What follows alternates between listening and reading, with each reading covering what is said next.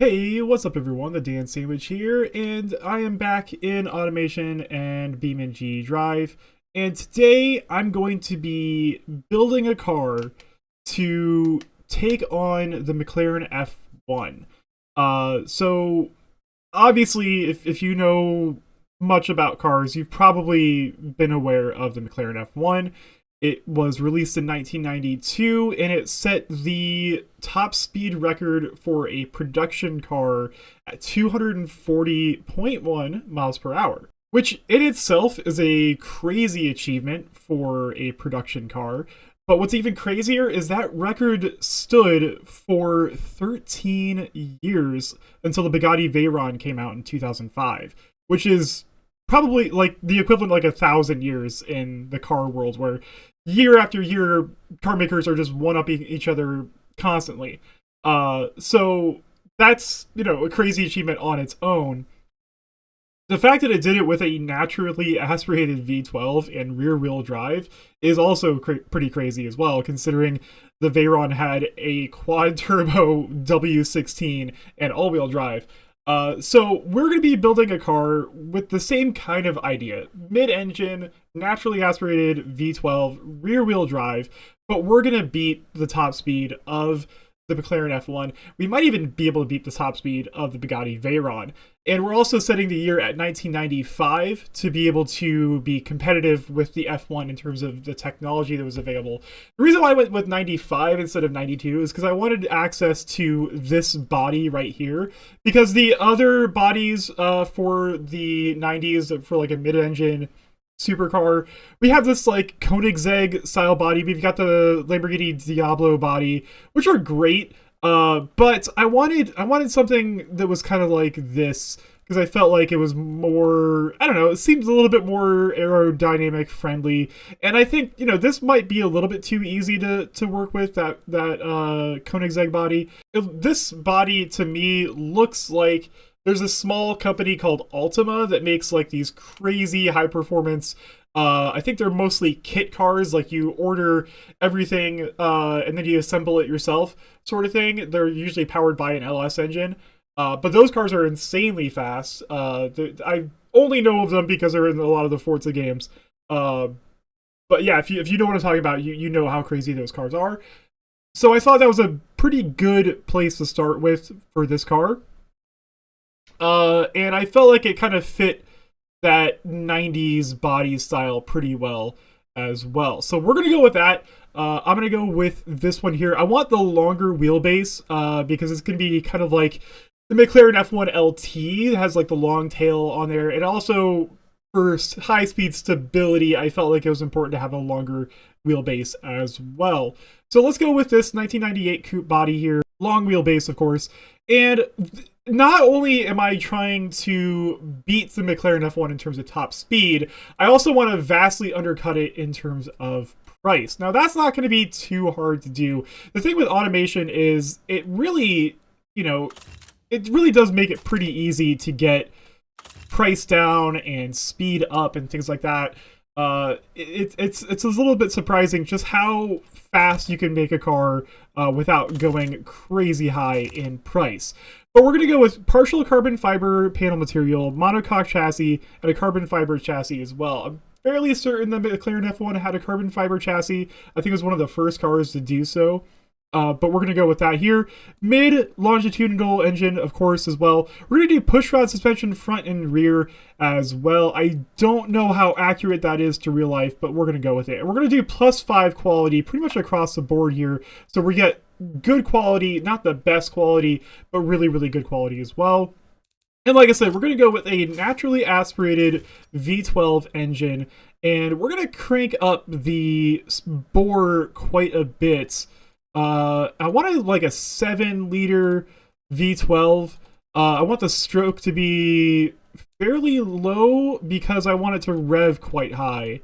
So basically, I'm going to try to get the bore. There we go. That's probably what I want. So 7-liter V12. We're going to go all aluminum. Again, not the craziest, most highest quality materials possible, but I want it to be a really good quality engine. Let's go with a single overhead cam, 4 valve per cylinder, and again, aluminum head, +5 quality across the board as well. We're going to go with a forged steel crank, and then let's go with the lightweight forged conrods, and then forged pistons and a harmonic dampener, just for, reliability. We're going to put VVT and VVL on this engine. I believe the McLaren F1 also had VVL. Again, naturally aspirated, so we're not going to use any sort of force induction here. Injection, let's go with a single point EFI and a performance, let's go multi-point electronic fuel injection per cylinder and a performance high intake manifold. Again, this is going to be a production car, so we're not going to be using any like race quality parts, and we're going to be using premium fuel. Nothing too crazy there, like nitromethane or anything like that. Let's go with a tubular long header, dual exhaust, of course. No bypass valves, because even though this is a street car, we want people to know that this is a V12. High flow 3-way cat, and let's go with 2 straight through mufflers, and again, +5 quality everywhere. Now, before doing any extra tuning, we are already making 614 horsepower. Now, for comparison's sake, the McLaren F1 made 618 horsepower. So we're already almost there without doing any additional tuning or anything like that. So I'm going to go in here. I'm going to start moving sliders around and getting this engine to peak performance. And I'll catch up with you in a couple minutes after I finish this. Alright, so after a couple minutes of fiddling with sliders, I got this thing to 765 horsepower. I've had a naturally aspirated V12, which is actually crazy. That's like way more power than I think anything had at this time. Certainly higher than a lot of even modern cars. But that's just automation, man. It's insane how easy it is to make power without even like turning everything up to max. But I'm pretty happy with the way this engine works. I mean, we're revving to 8,000. We're making peak power 8,000 RPM, but it revs all the way up to 8,500 RPM, which I think is a really nice figure right there. We've got a pretty big exhaust on here. It's a 3-inch exhaust, so it's probably gonna be pretty loud.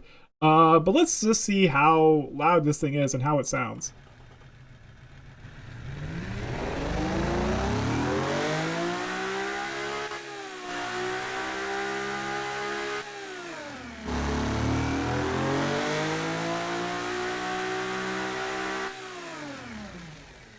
Oh wow, that's a cool sounding engine. It's got kind of like a throaty quality like in the middle of the rev band, and then as it goes to peak power, it sounds, almost like an F1 engine. That's awesome. I really like the way this thing sounds. So yeah, we're already beating the McLaren F1 in terms of raw power, which again isn't really much of a challenge in automation, but it is worth noting. Let's take a look at the body here. I'm going to do some body molding and things like that to try to, let's see if I can widen up these tires and stuff like that. Okay, I figured out the wide body stuff, and I formed the rest of the body now as well. And I gotta say, it looks pretty damn good already. It's kind of like a spaceship almost. This thing is really cool. This is a really cool body. I haven't messed around with this one yet. I think I'm gonna have a lot of fun when I go to design it. So let's just bump up the body quality. I'm not really sure how much that actually affects, other than like probably the price of the car as well. Let's skip all the paint and fixtures and stuff like that for right now. Yeah, we're going rear-wheel drive, like I said before. It's going to be a manual 6-speed, because that is what the McLaren F1 is. And already our estimated top speed is 252 miles an hour, which is already faster than the Bugatti Veyron, let alone the McLaren F1. So we're already off to a great start. Let's go with a clutch limited slip. And then +5 quality there as well. For the wheels, we're going radial. We're using semi-slick tires because that is the type of tire material that was used on the McLaren F1, if I'm not mistaken. They are basically, race tires for the road. Let's go with magnesium rims because those are much lighter than alloy. +5 quality, of course, there. We'll mess around with the rest of like the tire width and all that stuff in a little bit. When I actually, finish up the car as well. Let's just throw the offset all the way out there for right now, though. And then let's go vented discs, because that is the best quality brakes that are currently available in 1995. 6 pistons in the front, 3 in the rear. Obviously plus 5 quality there as well, because that's what we're doing for all of this stuff. We're going with a sport under tray for the under tray, of course. And that is, again, to keep in line with, we're not using any race quality parts for this car, because it is going to be technically a road car. Now, we can't really do the quirky thing that the McLaren F1 did, where it has the driver's seat in the middle and then 2 passenger seats flanking it, slightly pushed back. There's no seat configuration for that in automation, because to be fair, like, that's not really a common seat placement. So we're just going to go 2 front seats like a normal car would have. We're going to use a sport interior. We're going to do a premium CD, because if I'm not mistaken, I think the McLaren F1 actually had a 6-disc CD changer, which is pretty high-tech for the time. Let's go with hydraulic steering, and then we're going to put all the traction aids that are currently available in advanced 90s safety, because, again, this is a hypercar, but it is going to be something that is going to be very realistic for the time as well. And we're going to go optimizing weight, because, again, money is an object, but you'll see we're going to have quite a bit of money to work with here. We're going to go with active sport springs, semi-active dampers, and passive sway bars. And let's throw a sport preset on here, not quite the race one. And then let's lower this thing basically all the way. And I'm guessing we're going to have severe brake fade. Yep, that is exactly what I thought was. But that's fine. So we can figure out the rest of this as I start tuning it up. But as of right now, without doing any further tuning, let's take a look at the price. So we are looking at $130,000 approximate cost. Now, when the McLaren F1 came out, it was selling for between $800,000 to $1 million in 1992 dollars. Adjusted for inflation, that's like $1.7 million. So we are extremely under budget, which is, again, like I said, that's not going to be hard to do in automation. I mean, it's actually probably harder to make a car that costs, $1 million. I mean, not technically harder, because you just crank up all the quality sliders. But yeah, I mean, $130,000 for a car that, according to the test track, can do 255 miles an hour and accelerates from 0 to 60 at 2.9 seconds. For comparison, the McLaren F1 0 to 60 time was 3.2 seconds. So not only are we faster all out top speed, we're also faster in 0 to 60 as well. So according to automation, we are already beating the McLaren F1. Now, again, I have to go into BeamNG and actually test this thing out for real. But we're already doing pretty good. And actually, we can even go faster. 261 before doing any further adjustments. So this car is going to be insanely fast for no matter what time period, but especially for the mid-90s. So yeah, let me figure out a way to get as many of these issues sorted out as possible. Then I'm going to design the car, and I'll give you a little bit of a tour of it. And then we're going to take it into BeamNG and test this thing out for real. So I'll be back after I do all this stuff, and I'll go over all that stuff with you guys.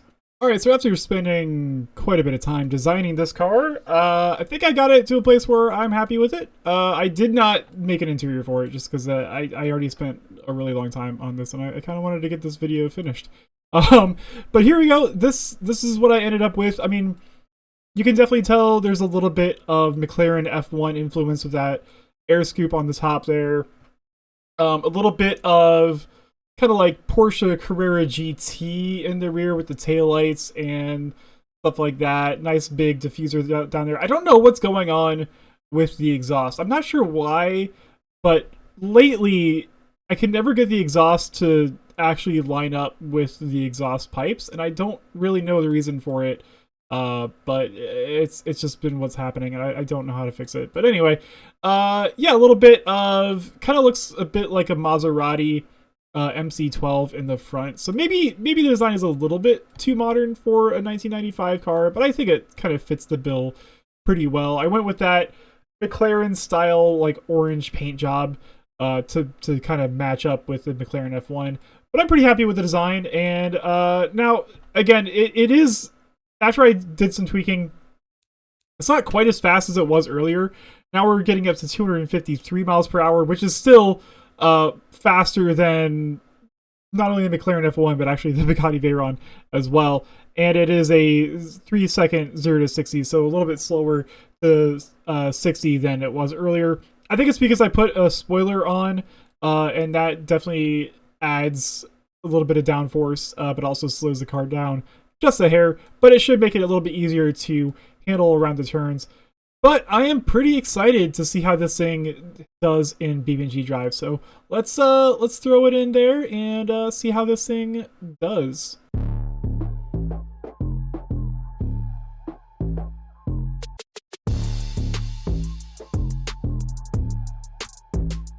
Alright, so here we are in BeamNG.drive. I called this the DSM Falchion, named after the sword, because it kind of cuts through the air. I don't know. I just thought it was a cool name. Looks like BeamNG fixed the exhaust thing that we were having a problem with, so that's cool. Now it's actually routed up to the middle of the bumper like it should have been. So yeah, it exported really well, actually. Again, like, it looks better in BeamNG than it even did in automation. So that's cool. Yeah, I did a little bit of driving around in this thing just to see how it drives, and man, it handles really nicely for a car with as much performance as this thing does. So let's go ahead and just launch it here, give it a little bit of a highway run. This thing is very fast, obviously. And that V12, oh man, that thing just sings. I think this is the first car that I've featured on my channel that I've built with a V12. So that's exciting as well. And yeah, it's just like super stable at high speeds. Now we're in 6th gear. We get to 6th gear at like 210 miles an hour, which is crazy. Up to 222 before I had to really slow down, and of course we roll it over, sliding on its roof for quite a while. But of course, yeah, I mean, you're gonna go that fast, you're gonna probably crash. But yeah, it just handles really nicely. A little bit of understeer, but it remains controllable that way. You don't really want it to be oversteer happy, so I'm glad that I got a little bit of understeer in there. But yeah, it handles really nicely. I like the way the car looks in BeamNG. I think it's a really good-looking hypercar for this era, if I do say so myself. So yeah, let's find out. I think before we even take it on the high-speed run, I think we should do the regular automation test track to see how it stacks up against the other cars that I've built. Kind of leave the high-speed run for last, because I feel like it's probably going to hit it, because in the past, with other vehicles that I've built, the estimated top speed in automation doesn't really line up with what it does in BeamNG. Usually you can go a lot faster in BeamNG than the estimated top speed in automation. But yeah, I mean, like, these tight, like, kind of tight roads, these like hilly roads and stuff like that, it handles it super well. I'm really pleased with the way this car turned out. I mean, it's not just a top speed demon, it's also very quick in the turns as well. So I think it's going to handle the automation test track nicely. So let's find out exactly how well this thing does with the automation test track. All right, at the automation test track in the DSM Falchion, I don't think this is going to be the fastest lap I've ever done, because I've tested a couple of cars with way more power and less weight than this one. But I think it's going to be pretty good. So let's see. I'm in sport mode, just like every other car I've tested. Let's see. It's flying up here to the first set of turns. Oh, a little bit of wheel spin there. Not too crazy. I did not do a test lap of the automation test track in this car before this, which maybe I should have done, but I don't know. It's fine. We're gonna figure it out.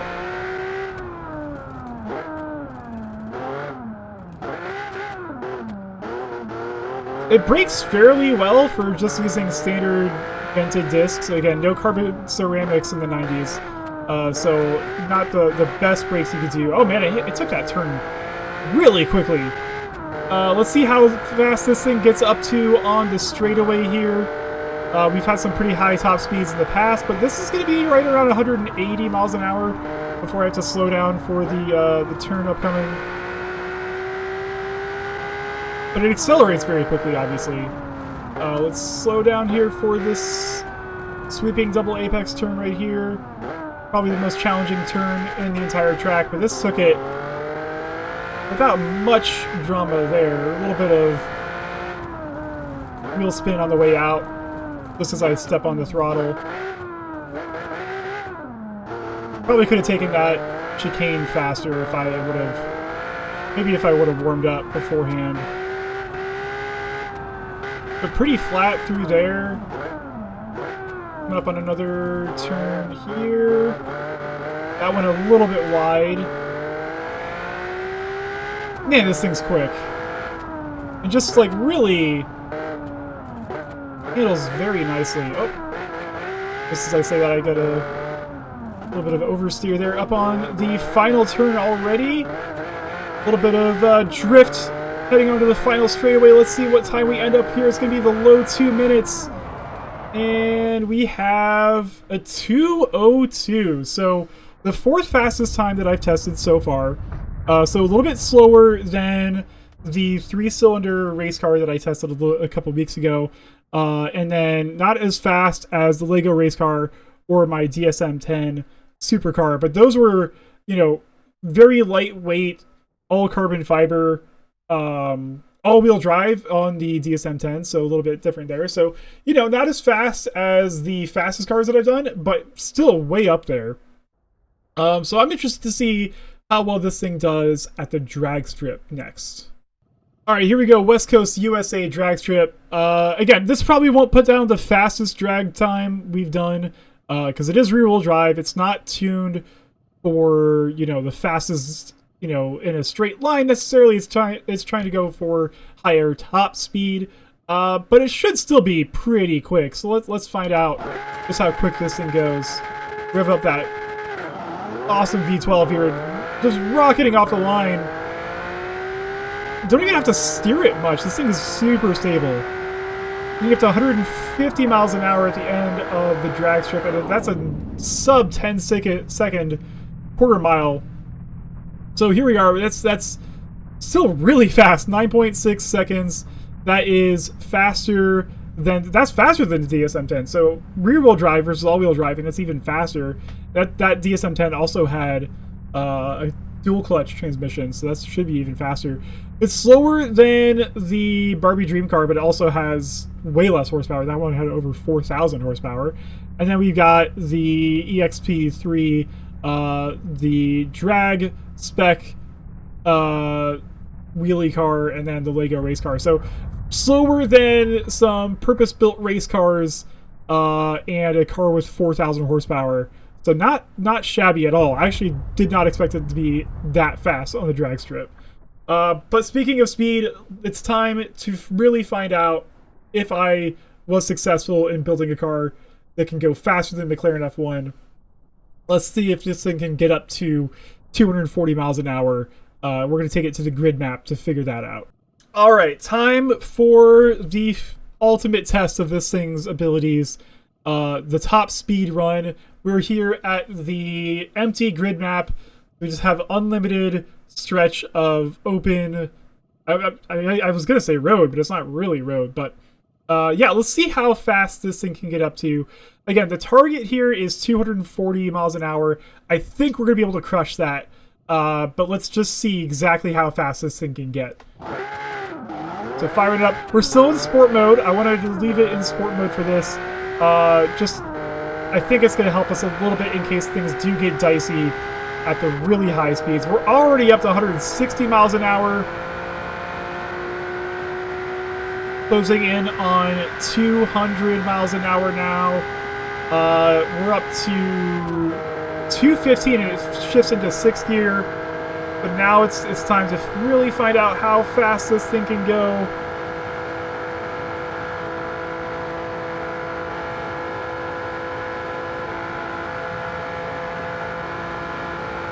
We're slowly edging up to 240.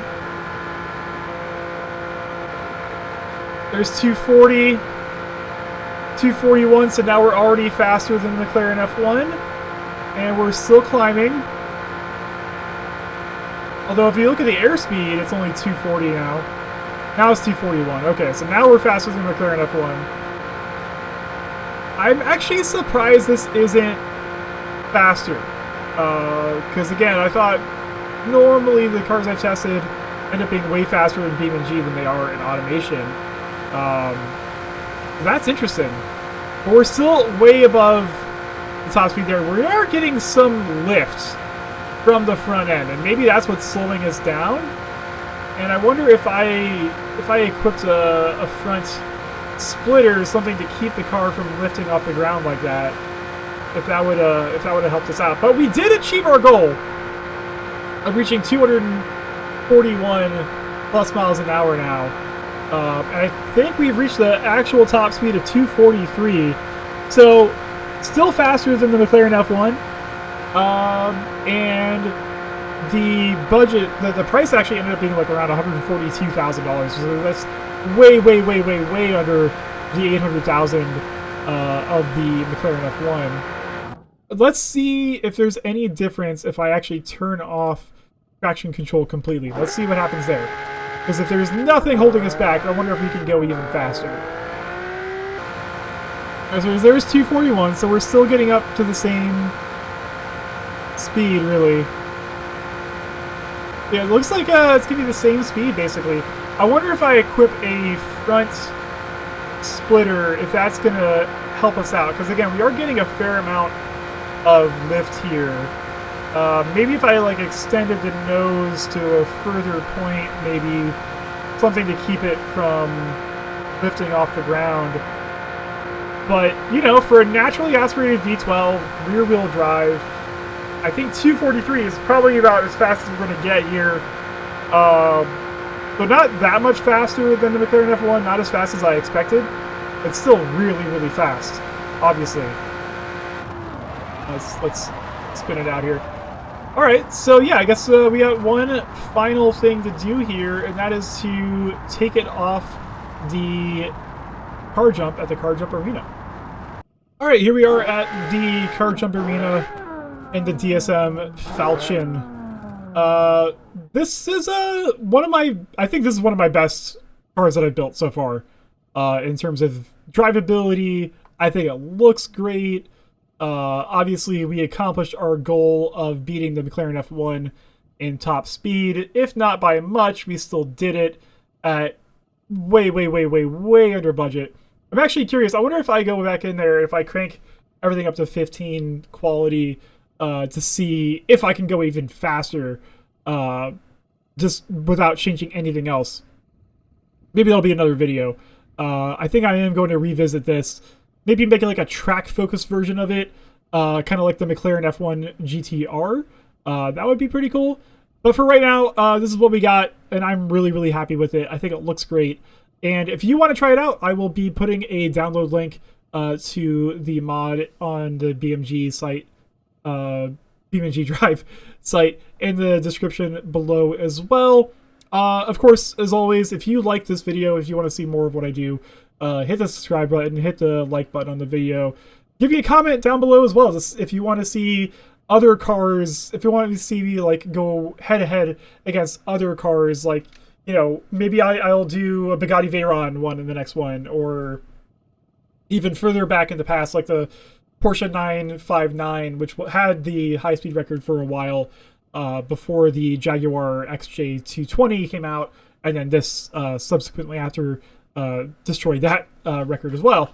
But yeah, enough of me talking about that stuff. Let's see how far this thing can go off of the jump. I feel like Oh, that was weird.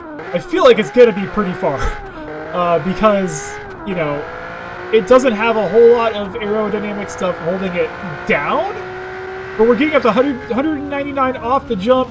We're gonna go into a almost complete backflip, and we are headed to the 500 mark almost exactly. The rear wheels not much farther past the 500 mark, and then sliding headfirst into the pool. So yeah, quite a bit of distance there. Not a surprise at all.